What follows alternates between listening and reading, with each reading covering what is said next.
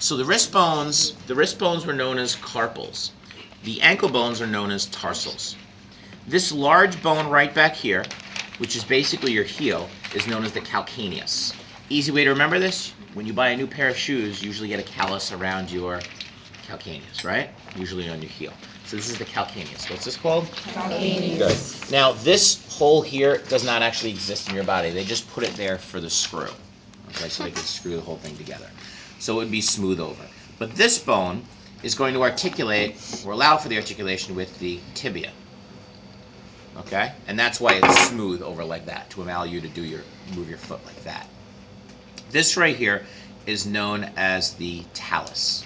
So the way you can remember that is the talus touches the tibia. TTT. Talus touches tibia.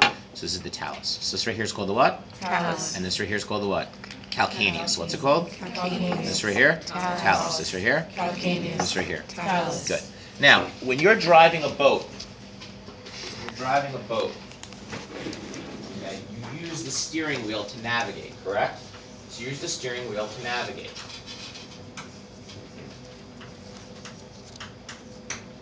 Okay, use the steering wheel to navigate. And you have these three posts, correct?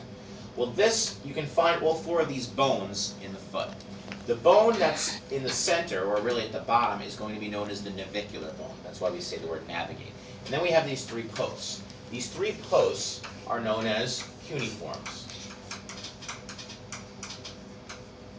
Cuneiforms. So we have a medial, intermediate, and lateral cuneiform.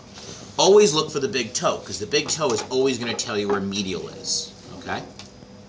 So, here I have here's the talus. Here I have the navicular and the 1, 2, 3. 1, 2, 3 cuneiforms. This right here is the navicular, and we have 1, 2, and 3 cuneiforms. This is the medial cuneiform, this is the intermediate cuneiform, and this is the lateral cuneiform. So medial, intermediate, and lateral cuneiforms, this right here is the what? Navicular. The last bone right here is known as the cuboid. I wish I could say it looks like a cube. To me, it doesn't, but if you do, good for you. Okay?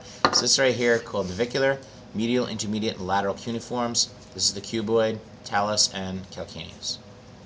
In the hands, we call these metacarpals. In the feet, we're going to call them metatarsals. So this is the first metatarsal, second, third, fourth, and fifth metatarsals. What's nice about the phalanges, they're the same thing, except instead of the thumb, we have a big toe. The thumb was called the pollex. The big toe is called the hallux. H-A-L-L-U-X. Hallux. But the rest of the phalanges is the same.